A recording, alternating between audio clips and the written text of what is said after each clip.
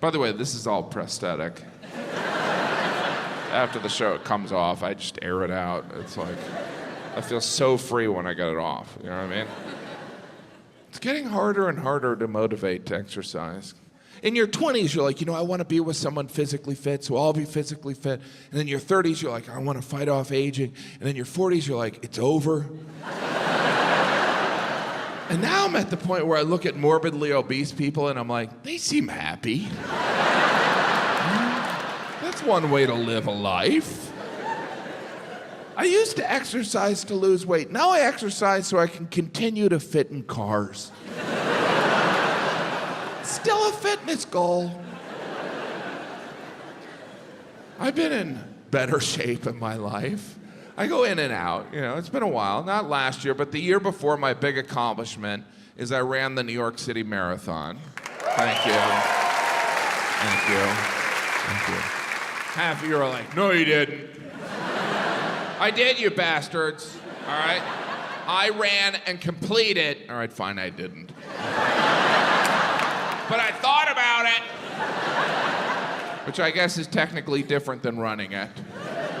Turns out I couldn't run the New York City Marathon because I didn't want to. Which is the main reason I don't do a lot of things. I just rarely admit it. It's like, hey, Jim, why don't you come to my birthday party? I didn't want to. We never really reply to invitations that way. Don't want to go. Completely available, just not interested. Really wish I wasn't there, so I won't be. I know people who have run the New York City Marathon. They always bring it up. They're like, yeah, I ran the New York City Marathon. I was asked, did you win? No, but I finished. What place you come in? I don't know. Sounds like you came in last. Really, what you're saying is you lost the New York City Marathon. If I were you, I wouldn't bring that up.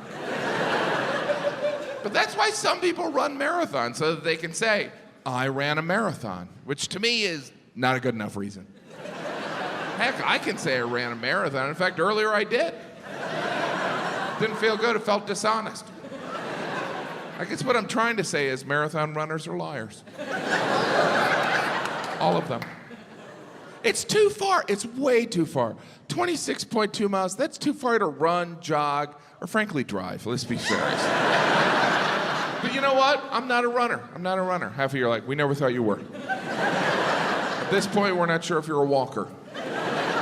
But running is huge, right? There are stores just for runners. There's magazines dedicated to running. Runner's World, a magazine all about running. And if you thought running was boring, wait till you read about running. At this point, is there any information we don't have on running? Oh, you're supposed to use your arms when you run. What? I think I've been running backwards. No wonder I keep losing. The runner's high, I'm sure that's not a myth. Let me get this right. You're confusing exhaustion for high? Have you ever been high before? How can you confuse I can't breathe with joy? The runner's high. Has anyone ever used that as an excuse? Sorry, I ate all the chips, runner's high. Yeah, I ran a 10K in high school. I think I'm still high. But there's running, and then there's running a marathon. You know you have to pay to run a marathon? What? For the New York City Marathon, you have to pay $250 to run by yourself 26 miles. That's some S&M stuff there. That's like the subplot of a Law and Order Special Victims Unit. You gotta pay that up front. It's not like there's like a toll system, like 13 miles, my chip, what is this, a chip reader? You ever see the beginning of a marathon? All the runners line up in their voluntary prison number. And then someone shoots a gun, red flag, and the runners disperse like Godzilla's approaching. Ah! Why is there a weapon involved in a foot race? Whatever happened to someone saying, go? All right, let's review how we're going to start the marathon. We'll get all the lemmings lined up there, and then without any warning, Cooter will shoot his 357. In the air this time, Cooter. Then we'll just sit back, count the money, and watch some of them soil themselves.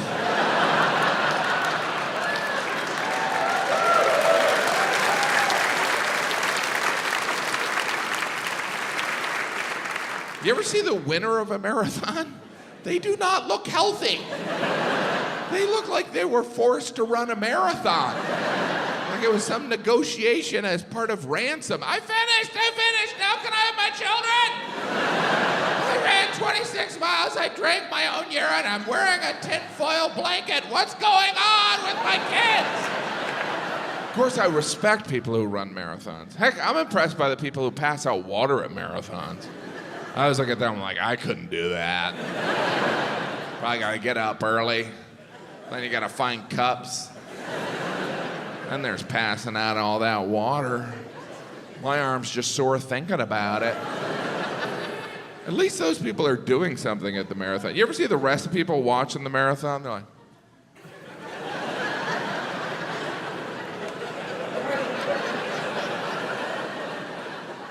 what is going on in your life? If you're watching strangers run a marathon.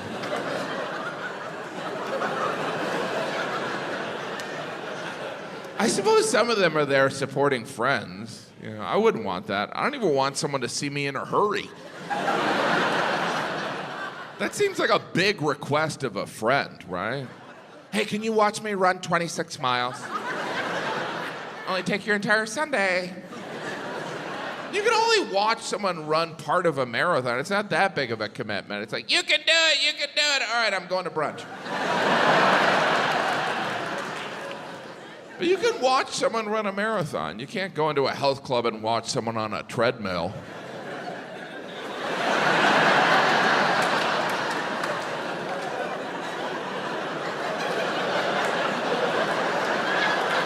Excuse me, sir, what are you doing? I'm supporting that lady. Do you know her? Not yet.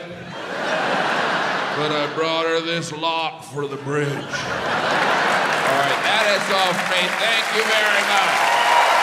So fun. Thank you for coming. Ladies and gentlemen, Mari Gaffigan, who will be auctioned at the end of the evening. She's been a terrific. That's my oldest daughter. She just turned 10, and I don't know if you saw in the photo before, but I'm not very photogenic. But she's 10. I also have an 8-year-old, and I also have a 4-year-old, and I also have a 2-year-old, and I also have a 1-year-old, and I also do not have birth control.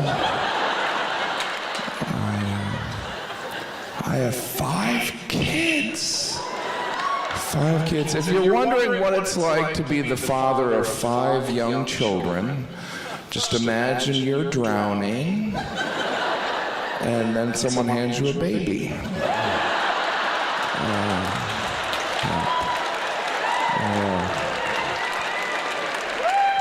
I do love it. I do. They're gonna kill me, but I love it. I'm here for the same reason most of you are. We're too afraid to say no to Kelly Corrigan. I was like, well, I can't really do it. All right, I'll see you there. Okay. They've been very nice. We're staying in a hotel in San Francisco. Rode the bike to the Golden Gate Bridge. The guy at the hotel, the bike guy, he was like, yeah, it'll take like 45 minutes. By plane.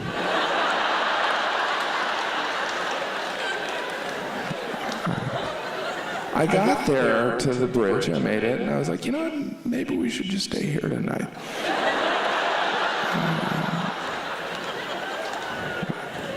So it's my daughter's birthday yesterday, and there we go. And so I thought I would read from this book that I wrote, or that I should clarify that my wife completely rewrote to make it readable. But this is one of the essays, which is called Your Special Day. When you have a child, a really fun thing to do is to throw them birthday parties. The first baby's first birthday is an unforgettable event. Normally, during that first year of your first baby's life, you and your wife will not go out and party like you used to. Ever. You are busy being consumed with figuring out the new baby thing, and you really don't feel comfortable leaving the baby with anyone else. You barely see your friends during that first year of the first baby, so by the time that first birthday rolls around, you are ready for a party. The first baby's first birthday party is not a party for your baby. It's a party for you. Sure, the baby will someday appreciate the photo of them in front of the cake with the one candle and the photo of them taking their first bite of cake. But when a baby turns 12 months old, they really have no idea they're even at a party. Or that the party is actually for them, because their entire life is a party. Everything is always new and exciting. They are always the center of attention, and to them, most people look like clowns anyway. Except for the photo, it really doesn't matter if a baby is even at their first birthday party. They wouldn't even notice if you didn't throw them a party at all. You are the one that needs the party. The baby obviously has no friends, so the guest list is all your friends you haven't seen for a year. And since your friends are the guests, they will obviously need good food, good drinks, and music, and suddenly you have the recipe for a raging bash. Even after that first baby's first birthday party, you still love throwing your kids' birthday parties.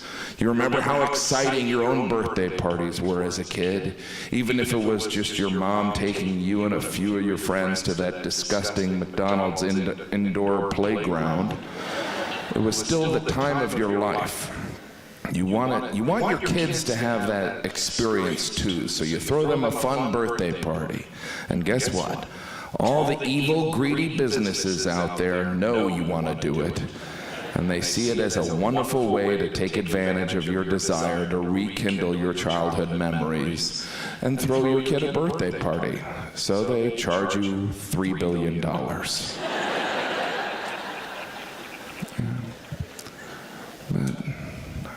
If your own kids' birthday parties are fun, double that on how unfun other people's kids' birthday parties are.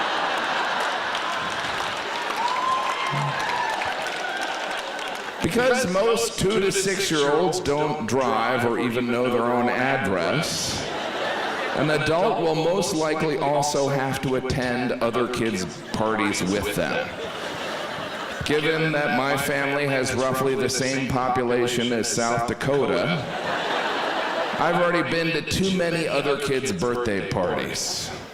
Other people's children's birthday parties are the most joyful events that you will ever resent having to attend.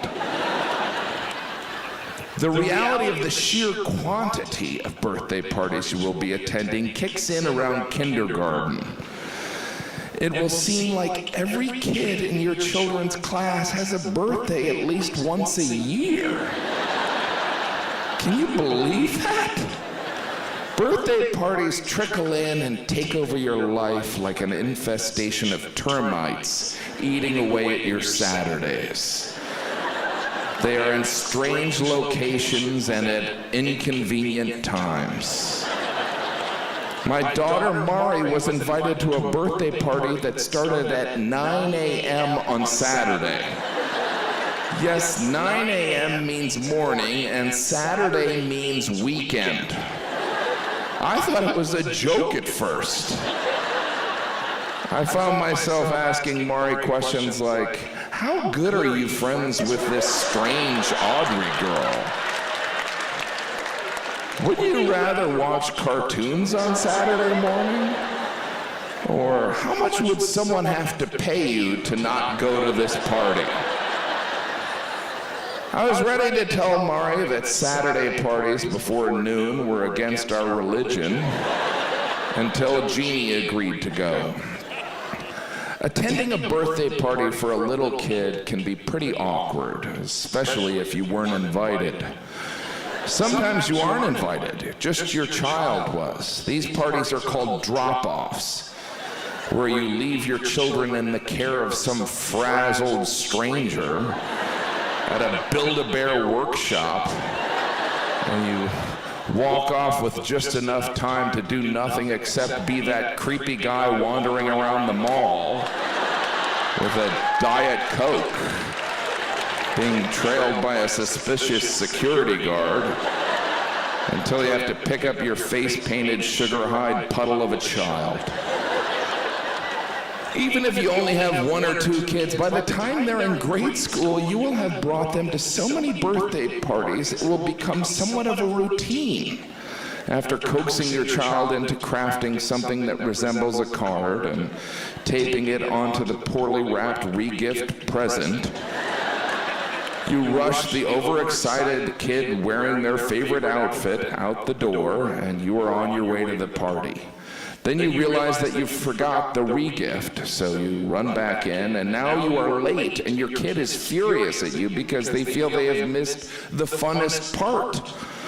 Upon arriving at the venue, your child runs away immediately, and you are left awkwardly holding your embarrassing present, praying that it was not originally from the kid whose party it is. Making small talk with parents you barely know and trying to get through the conversation without revealing that you totally forgot their name and you don't know who their kid is.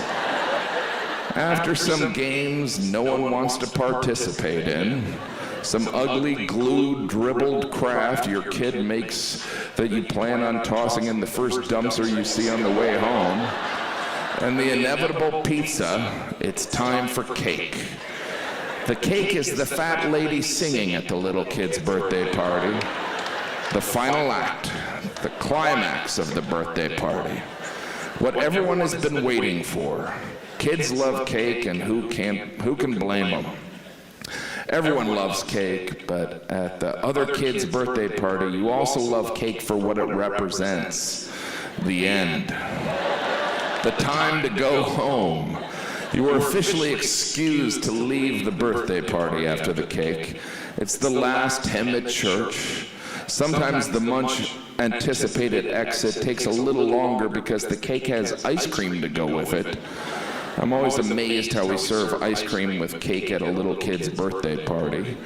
Hey, you know what would be really good with this sugar bread? Some frozen sugar milk. Let's give it to the 4-year-olds and see how they respond. And just as you are exiting the party with your tearful, screaming, pre-diabetic child, you are handed exactly what you need for the way home. A treat bag filled with candy.